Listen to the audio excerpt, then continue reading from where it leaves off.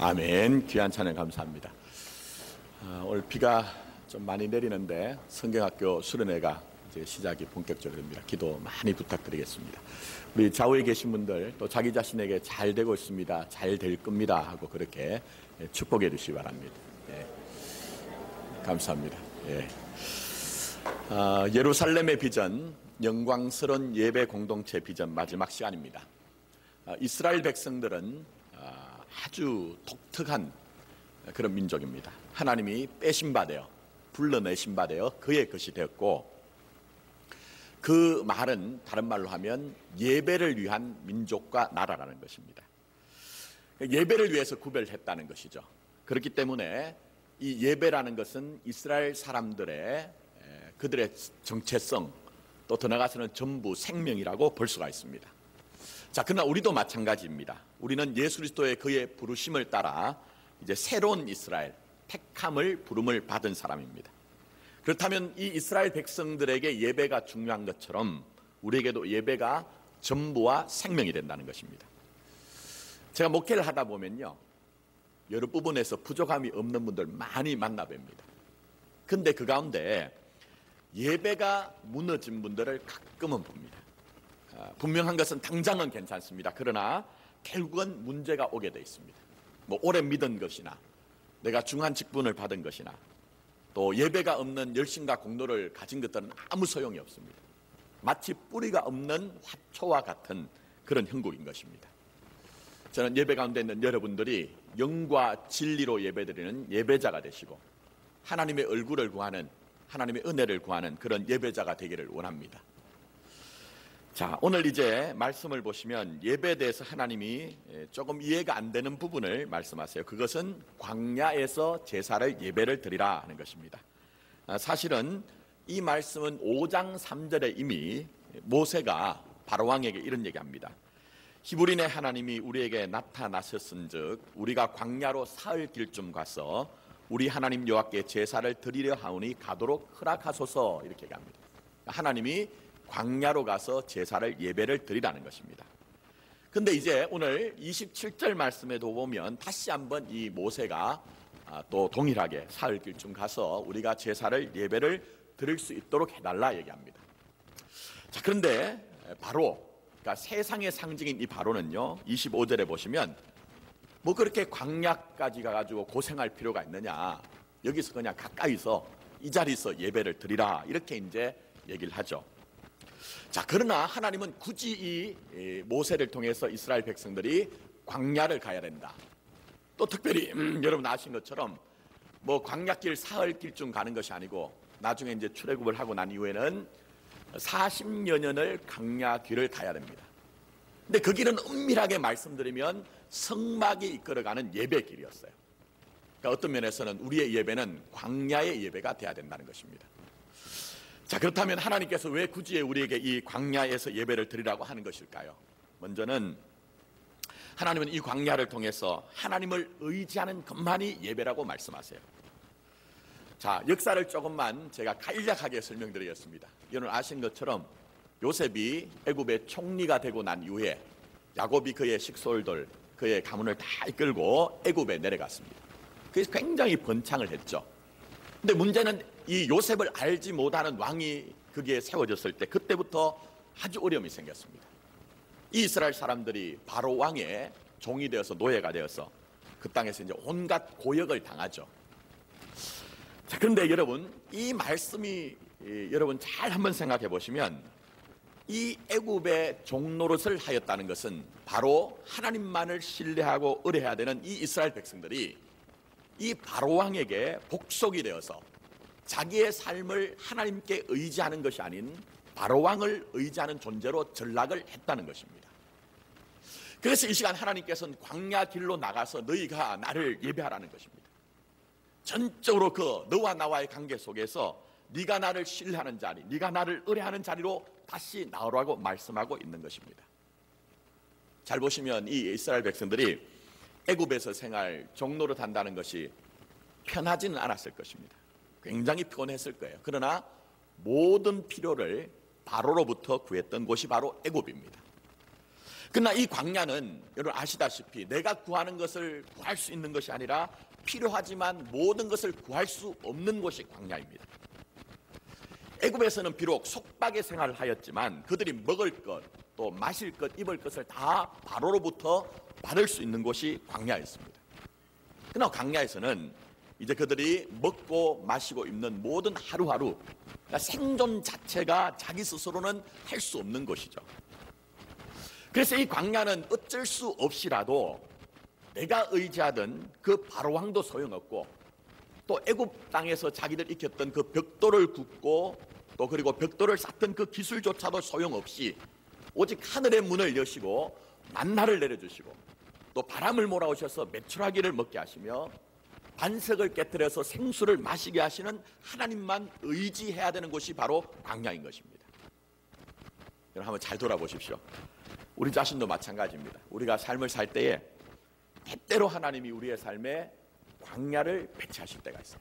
아니 더 정확하게 말씀드리면 진실한 믿음을 가지면 광야를 오히려 붙여 놓으실 때가 있더라는 거예요.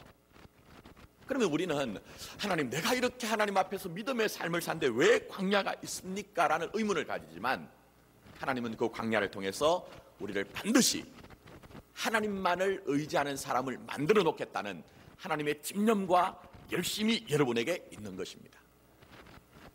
자, 여러분 한번 생각해 보십시오. 우리가 왜 하나님을 의지해야 될까요? 왜 하나님을 의지해야 될까? 자, 우선은 우리가 어떤 사람을 의지한다고 할 때는요, 다 의지할 수 있는 게 아니잖아요. 그래도 믿을 수 있는 사람, 신뢰할 수 있는 사람을 의지해야 되는데 이때 고려할 사항이 몇 가지가 있습니다. 첫 번째는 언제나 있어야 한다는 것입니다. 존재론적으로 있다가 없고 없다가 있으면 내가 그를 신뢰할 수가 없는 것입니다. 그래서 우리가 있어야 한다. 두 번째는 아무리 내게 가까이 있다 할지라도 능력의 유무입니다. 능력이 있어야 된다는 것이죠. 있는 것만으로 되는 것이 아니고 정말 나를 도울 힘과 능력이 있어야 된다. 마지막으로 가장 중요한 것이 있습니다. 그것은 바로 나와의 관계예요. 그가 아무리 그곳에 있고 그가 나를 아무리 그렇게 도울 능력이 있다 할지라도 나와 관계가 없으면 아무 소용이 없다는 겁니다. 특별히 사랑의 관계예요. 여러분 잘 생각해 보십시오. 그가 나를 사랑하느냐 하는 것이 중요한 거죠. 아무리 그가 나에게 가까이 있고 능력이 있다 할지라도 그가 나를 정하고 그가 나를 미워한다고 하면 그의 존재와 그의 능력이 오히려 내게 백해무익할 수가 있는 것입니다. 그러므로 나를 사랑하는 자여야 된다는 것입니다. 자, 그런데 묻는 것은 우리가 이 땅에 살아갈 때에 그렇게 우리가 신뢰하고 의뢰할 만한 그런 존재가 대상이 있느냐 하는 거예요. 잘 한번 여러분 곰곰이 생각해 보시라는 겁니다. 때때로 우리가 정말 그가 나에게 큰 도움이 된다고 생각했는데 어느 날 보니까 별반 도움이 아니라 오히려 우리에게 해가 되는 경우도 굉장히 많더라는 거예요. 이런 이제 얘기가 있죠. 제가 한번 말씀드렸던 것 같기도 하고요. 어떤 부부가 있습니다. 굉장히 좀 사이가 갈등이 있었던 것 같아요. 교회는 다니는데 그래서 이제 주일날 오전에는 예배를 다녀왔는데 사소한 문제 때문에 큰 말싸움이 생긴 것 같습니다. 남편이 이제 화가 났든지 당신 혼자 오후 예배 갔다 오라고 그렇게 하시면 안 됩니다.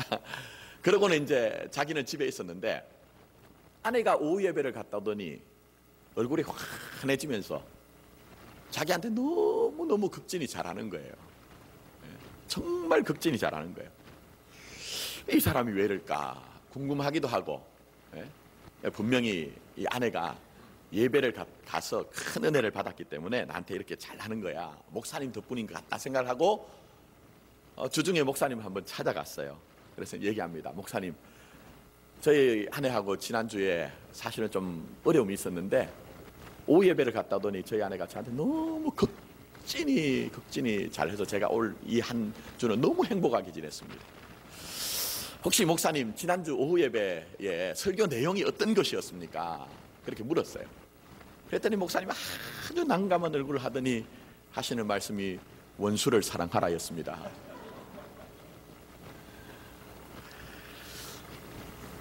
여러분, 우리의 사랑이 뭘까요? 그 인간의 사랑이 뭘까요? 때때로 우리가 정말 사랑한다고 합니다. 정말 사랑한다. 근데 그 사랑했던 관계가 가장 밀접했던 관계가 어려운 정도가 아니라 사실은 굉장히 나에게 상처를 주는 관계가 될 때가 있더라는 거예요. 그때는 정말 사랑한다 했는데 지금 이 순간은 내가 그렇게 미워하고 정하는 그런 사이가 되어 있다는 거예요. 왜 그럴까요? 제가 볼 때는 이 땅에서 경험하는 현실적인 사랑은요, 전부 다 거래적인 관계입니다. 무슨 얘기냐? 내가 당신을 위해서 정말 사랑합니다. 그런데 그 사랑 속에는, 이면에는 내가 이 사랑을 당신에게 주니 당신은 그 사랑을 받고 내가 원하는 어떤 것을 나에게 주십시오 하는 그런 원함이 있더라는 거예요. 근데 내가 내 사랑을 주고 난 이후에 그 원함이 내게 채워지지 않을 때는 섭섭한 마음이 생깁니다. 섭섭한 마음을 지나서는 오히려 어떨 때는 과도하게 우리가 나가면서 미워하고 정하는 관계로 기울어지고 그렇게 되는 때도 있더라는 거예요, 여러분. 제가 왜 이 말씀을 드립니까? 이 땅에 있는 것들은 완전하지 않다는 거예요. 이 땅에 있는 모든 관계들 속에는 영원한 것이 아무것도 없더라는 거예요. 때로는 우리가 저 사람 참 괜찮다. 그거는요, 오늘까지 제가 볼 때는요. 내일은 아무도 보장할 수 없습니다. 내일은 누구도 알 수 없는 거예요. 그러나 아버지 하나님만은 어제나 오늘이나 동일하십니다. 아들 예수를 십자가에 내려주신 그 사랑으로 말미암아 여전히 여러분을 역동적인 십자가 속에서 여러분의 인생을 다 품어내시고, 여러분의 어떠함으로 사랑하는 것이 아니라 당신의 어떠함으로 여러분을 사랑하십니다. 그래서 나훔 선지자는 나훔서 1장 7절에 여호와는 선하시며 환난 날의 산성이시라. 그는 자기에게 피하는 자들을 아시느니라. 아신다고 하셨어요. 내 모든 것들을 다 아신다고 말씀하십니다. 우리의 모든 그런 기쁨도 슬픔도 아시고 우리의 그런 강점도 약점도 다 아시면서 우리 인생을 전체적으로 다 품어주시는 것이 아버지 하나님의 사랑인 것입니다. 그래서 천만인이 다 우리에게 둘러진 침에 우리에게 수리발처럼 일어난다 할지라도 이 사랑만 있으면 우리들은 언제든지 세상을 넉넉히 이길 수가 있는 것입니다. 왜 그렇습니까? 힘들고 어려울 때마다 아버지 하나님의 사랑이 내 너를 안다, 내 너를 안다고 지금도 말씀하고 계시기 때문인 것입니다. 그래서 이 사랑을 알았던 다윗은 시편 139편 1절과 4절에 이렇게 사랑을 노래합니다. 여호와여, 주께서 나를 살펴보셨으므로 나를 아시나이다. 주께서 내가 앉고 일어섬을 아시고 멀리서도 나의 생각을 밝히 아시오며 나의 모든 길과 내가 눕는 것을 살펴보셨으므로 나의 모든 행위를 익히 아시오니 여호와여, 내 혀의 말을 알지 못하는 것이 하나도 없나이다. 할렐루야. 하나님 여러분을 다 아신다고 말씀하겠습니다. 여러분, 다윗의 인생을 한번 살펴보십시오. 민족과 나라를 구한 영웅 호걸이었어요. 근데 나라를 구한 것 때문에, 민족을 구한 것 때문에 오히려 사울에게 쫓기는 방랑자 신세가 됩니다. 반역자라는 처절한 이름의 낙인을 찍힙니다. 나중에는 또 그가 적국에 가서 자기의 목숨을 부지합니다. 근데 그 상황에서도 도무지 자기의 목숨이 부지하지 못할 것을 알고 침을 흘리면서 미친 채에서 실성한 것처럼 해서 자기의 목숨을 부지합니다. 얼마나 자존심이 무너졌을까요? 또 나중에는 이제 왕이 되었습니다. 그러나 아들 압살롬이 모반을 깨합니다. 그 인생이 무너진 것 같겠죠. 근데 그때까지 그렇게 머리를 조아리던 모든 충복들조차도 다 돌아서서 어느 순간 아들 압살롬 편에 가담을 하고 그 반역에 가담을 하고 있는 겁니다. 자기의 그 친구였던 아히도벨이라는 사람은 이 압살롬에 가서 그의 모사가 되어서 이 다윗의 목을 조르는 형국이 되었습니다. 얼마나 큰 충격이 있었을까요? 자기 인생은 다 무너진 것 같았을 거예요. 그야말로 인생의 광야를 만난 것이죠. 근데 하나님은 이 광야를 통해서 이 다윗을 자꾸만 하나님만 의지하는 쪽으로 몰아가더라는 것입니다. 여러분, 지금 우리의 삶 가운데 어떤 광야가 있는지 모르겠습니다. 여러분, 때로는 우리가 흔들리는 인생을 만납니다. 때로는 두려운 일들을 만나기도 합니다. 염려와 걱정이 우리를 떠나지 않을 때도 있습니다. 그러나 이 순간이 중요합니다. 왜 그럴까요? 이 시간을 통해서 하나님은 우리에게 나만을 의지하라, 다른 것들 다 내려놓고 내가 너에게 힘과 능력과 내가 너의 산승은 내가 너의 피할 바이기 때문에 내게 나와서 나를 의지하라고 우리 주님은 분명히 말씀하고 계십니다. 그래서 보시면 이스라엘 백성들에게 이 광야는 그들이 지금까지 의지하던 바로 왕이 그들 안에서 죽는 곳이 바로 광야입니다. 또 이 광야는 그들이 이 이스라엘 백성들이 애굽 땅에서 익혔던 그 벽돌을 굽는 그 기술, 아무 소용이 없거든요. 그게 다 그렇게 소멸되고 전적으로 하나님만 의지하게 되는 곳이 광야입니다. 어쩌면 저와 여러분의 삶에 만난 광야도 마치 그런 것 같아요. 우리가 하나님을 철저히 의지해야 되는데 때로는 우리가 그렇지 못하고 내 인생의 바라왕 같은 그런 존재를 의지하는 때가 있었습니다. 내가 거기에 붙어 있어야 내 인생의 생존이 보장되는 것처럼 생각되었기 때문에 때로는 그 앞에 머리를 조아리고 그렇게 살았던 굴종하는 그런 우리 안에 있는 바로가 있다는 거예요. 광야를 통해서 하나님이 그걸 우리에게 정리를 해내신다는 겁니다. 때로는 우리가 하나님을 믿노라고 입술로 얘기하지만 사실은 내 경험과 내 능력, 내 어떤 지혜를 의지했던 그런 것들이 있는데 이 광야를 통해서 하나님은 전적으로 여러분이 하나님만 의지하는 믿음의 사람을 만들어 놓는다는 것입니다.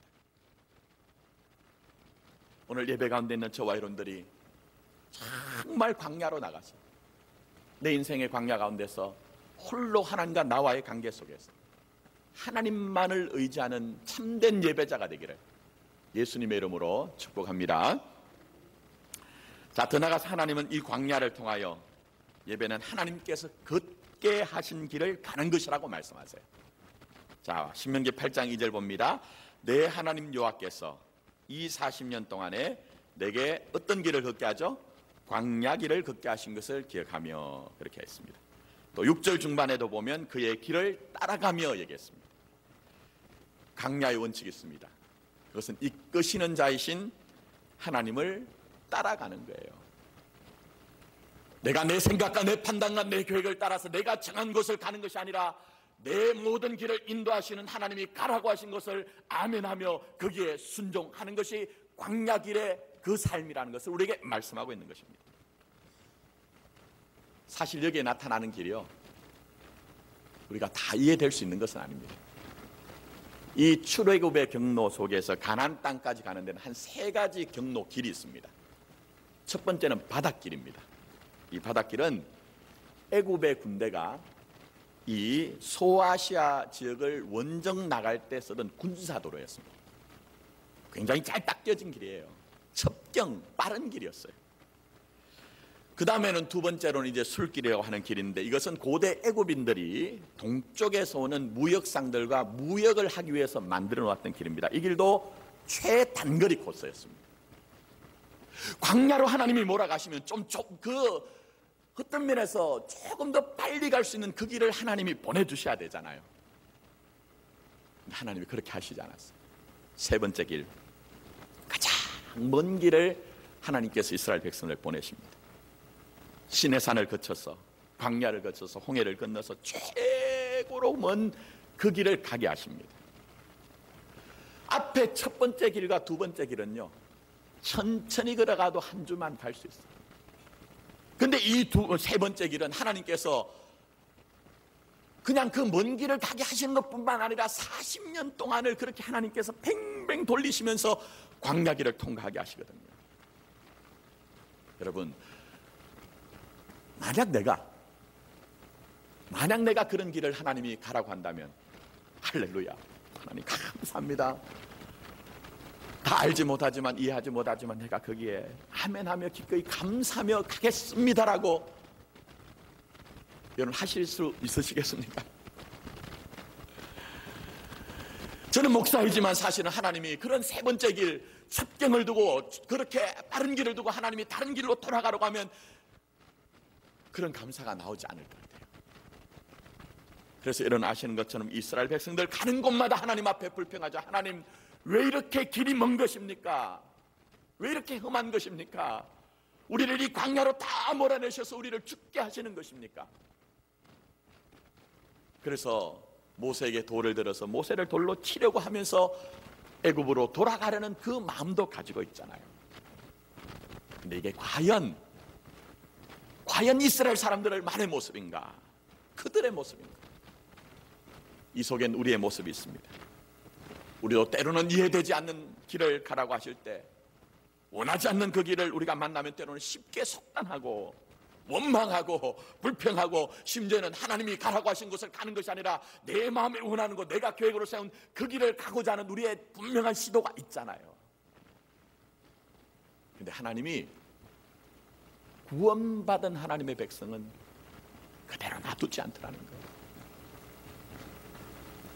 하나님이 택하신 그의 자녀들은 그렇게 살도록 하나님이 그냥 방치하지 않더라는 거예요. 그게 바로 광야라는 것입니다.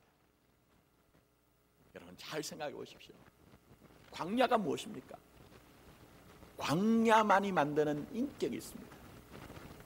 광야가 아니고는 안 되는 인격이 있다니까요, 여러분. 하나님이 가라고 하신 그 길을 가는 그 믿음의 사람, 순종의 사람, 그거 만들어내기 위해서 하나님이 광야를 통과시키면서 믿음과 순종의 사람, 가라고 하신 곳에 그게 아멘할 수 있는 사람을 만들어내는 것이 광야의 목적이더라는 것입니다. 그래서 오늘 본문 말씀 보십시오. 하나님께서 그런 가라고 하신 곳을 가는 사람, 순종의 사람 만들기 위해서 하시는 일이 뭡니까? 자, 2절 말씀 보십시오. 제가 이거를 좀 깊이 들어가야 되는데 주일날은 들어가질 못합니다. 자, 2절 말씀. 너를 낮추시며 너를 시험하사 내 마음이 어떠한지 그 명령을 지키는지 지키지 않는지 알려 하심이라 했습니다. 첫 번째는 낮추신다는 겁니다. 자꾸 낮추세요. 계속 낮추세요. 어느 정도까지? 하나님만을 신뢰할 때까지 나를 낮추십니다. 그게 바로 광야길에 있는 하나님이 배치하신 우리가 믿음의 사람, 순종의 사람 만들기 위한 도구라는 거예요. 자, 두 번째는 뭐가 나옵니까? 시험, 낫사라는 말입니다. 테스트를 하신다는 거예요. 우리의 어떠함을 알고자 함이라 했습니다. 근데 사실은 이 말은 표면적으로는 그렇지만 실제적으로 내면적으로는요, 하나님이 우리를 알고자 하심이 아닙니다. 하나님은 여러분의 모든 것들을 다 아시잖아요. 그렇다면 이 낫사, 시험은 바로 내가 어떠한가 하는 것을 나로 알게 하기 위한 하나님의 시험의 목적이라는 거예요. 여러분 자녀들 키우실 때 애들 학교에 시험을 칩니다. 그럼 시험의 목적이 가르치는 자인 교사가 학생들의 실력을 알기 위해서 시험을 치기도 하지만 제일 중요한 것은, 가장 중요한 것은 학습자인 그 학생이 자기의 실력을 알도록 하기 위해서 시험을 치르도록 하는 거죠. 그러니까 우리에게 이 시험을 우리 하나님께서 우리에게 베푸신 이유는 우리의 본질을 알라는 거예요. 내가 나 스스로는 도무지 생존하면서 내가 자립과 자존을 하면 그런 존재가 아니라 전적으로 하나님이 가라고 하신 길을 가는 그런 믿음과 순종할 때만 우리는 하나님의 백성이 될 수 있다는 것을 알게 하기 위해서 하나님 때로는 우리에게 시험을 베푸신다는 겁니다. 자, 그 다음 한번 봅니다.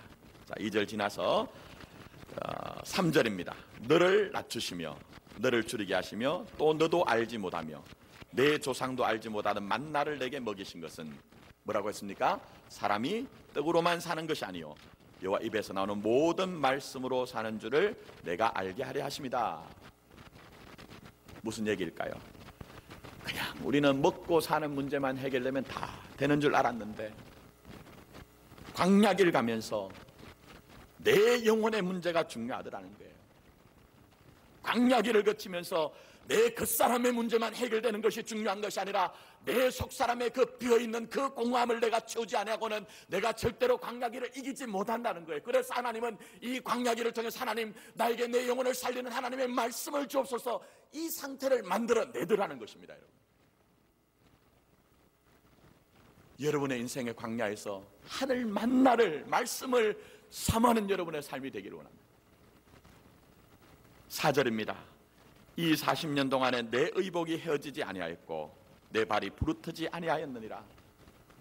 여러분 살아보면 왜 그렇게 많은 죄와 사망의 세력이 우리 근처에 도사리고 있는지 모르겠어요. 근데 그 죄와 사망의 길이 우리에게 펼쳐져 있는데 우리가 우리의 의의 능력으로는 도무지 이 죄와 사망의 세력을 이길 수 없사오니 그리스도 예수라는 의의 옷을 입혀 주십시오. 내일이 보장되지 않는 그 인생의 험한 길을 갈 때에 하나님, 내가 내 발걸음으로 딛고 걸어가는 인생이 아니라 평안의 복음에 예비한 신을, 주님이 신겨주시는 신을, 그것을 우리가 신고 걷게 해주십시오. 이렇게 되어지더라는 것입니다. 그래서 여러분, 편안할 때는 모르는 게 있어요. 편안하면 내가 꽤 근사한 사람인 것처럼 생각이 되어집니다. 내가 가진 믿음조차도 마치 내 실력처럼 보여지더라 할까요?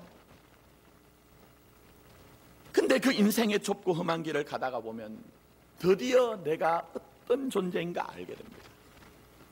아, 내가 참 별것 아니구나.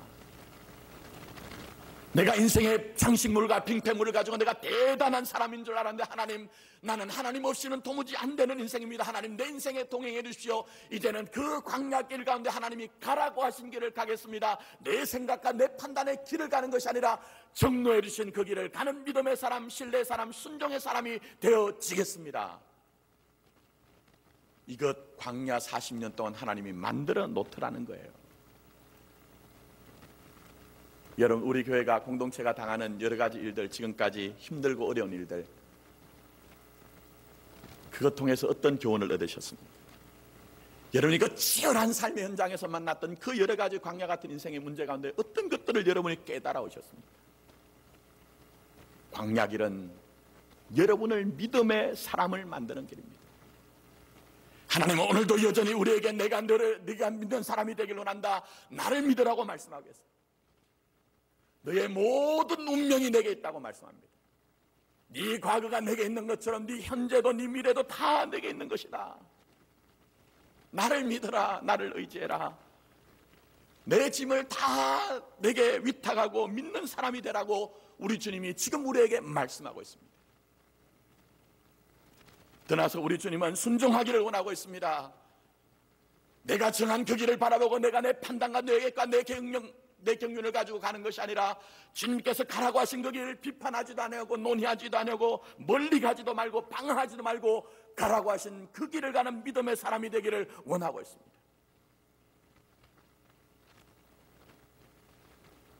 이제 말씀을 맺습니다. 한번 잘 생각해 보세요. 우리나라가 일제 몇 년간 일제 치하에 있으셨죠? 36년. 36년간 정말 우리 민족으로는 광야를 통과한 기간입니다. 근데 36년 동안도 식민 지배를 당했더니 우리의 많은 정신세계, 문화, 또 심지어는 믿음의 세계에도 일본의 잔재가 많이 남아 있습니다. 요즘은 이제 많이 언어가 순화가 돼서 많이 쓰지 않습니다만, 제가 한번 예를 들어 보겠습니다. 음식점에 가셔서 간이 좀 안 맞을 때 일을 하신 분 보고 뭘 달라고 하죠? 소금 말고, 네? 다대기 주세요 하는 말 쓰신 분 계세요? 다대기 주세요. 일본 말입니다. 노가다. 애들이 막 때를 부리면 뭘 부리지 마라? 땡깡 부리지 마라. 그 다음에 여성분들 좀 얇은 옷 입을 때 소데나시라는 말. 군만두를 보통 또 다른 말로 뭐라고 하죠? 야끼만두. 또 중국집에 가시면 쓰시는 짬뽕. 이것도 다 일본 말입니다. 그 다음에 우리가 잘 아시는 것처럼 어디 길을 가다가 차량을 운전해 가는데 연료가 떨어졌어요. 계기판에 불이 깜빡깜빡할 때 우리 뭐라고 하죠? 여보, 기름이 뭐가 났다고요? 앵꼬 났네. 그 다음에 여러분 잘 아시는 오뎅, 거기에 붙는 덴뿌라. 이런 말들이 다 일본 말들이에요. 36년 동안 우리가 지배를 받았다. 근데 400년 이상을 종살이 노예살이 했단 말입니다. 그러면 이 이스라엘 사람들의 골수와 그들의 진액 속에는 전부 다 애굽적인 가치관, 애굽적인 문화, 애굽의 영성이 그들에게 완전히 새겨져 있는 것이죠. 하나님은 그러나 하나님의 백성들이 그렇게 살기 원치 않습니다. 머리끝부터 발끝까지 하나님이 우리에게 주신 그 가치관, 하나님이 우리에게 주신 그 문화, 하나님이 주신 그 영성을 가지고 인생길을 살기를 원하기 때문에 때론 우리에게 광야를 배치해 놓으시면서 우리 안에 있는 그 애굽의 바로왕이라는 존재를 죽여내신 것처럼 하나님 아닌 다른 것들을 의지하던 것들을 죽여내시고 우리가 우리의 실력으로 살아보겠다고 발버둥치는 그 인생들을 다 하나님 주신 믿음의 실력으로 살게 하기 위해서 광야를 배치하시고 계신 것입니다. 특히 말입니다, 광야라는 말이 굉장히 의미가 있습니다. 히브리어로는 미드바르란 말인데요, 이 말은 이 말씀이라는 따바르란 말과 장소를 가리키는 미라는 말이 합쳐졌어요. 그러니까 세상의 사람들이 볼 때 이 광야를 만나면, 야, 너 왜 그렇게 재수가 없냐, 인생의 척박한 곳을 만났냐, 쓸쓸한 곳을 만났냐, 이렇게 볼 수 있지만 이 광야는 믿음의 사람에게 하나님의 말씀이 떨어지는 곳이고 하나님의 말씀으로 말미암아 여러분이 하나님의 나라로 완성되는 곳이 광야라는 곳입니다. 사랑하는 성도 여러분, 우리가 지금까지 하나님보다 더 의지하던 것 있다면 이 광야에서 다 내려놓으시고 하나님만 의지하는 믿음 되기를 원합니다. 내가 가고자 했던 곳에 거기에 내가 계획 세워놓고 발부둥치는 그런 인생이 아니라 가라 하신 곳에 갈 수 있는 믿음과 순종의 삶이 되기를 원합니다. 광야를 통해 이뤄내신 우리 교회, 광야를 통해서 이뤄내신 여러분의 삶, 그것이 바로 진정한 예배자의 삶입니다. 그런 귀한 축복이 있기를 예수님의 이름으로 축원합니다. 아멘. 광야 가운데 나가라고 말씀합니다. 우리가 인생의 빙패물과 장식물로 가지고 있던 것들 다 내려놓고 단독자로 내가 너를 만나기를 원한다고 말씀합니다. 광야 가운데서 하나님 의지하게 하시고 광야 가운데 하나님 믿고 순종하게 이루셔서 우리 가운데 하나님의 말씀이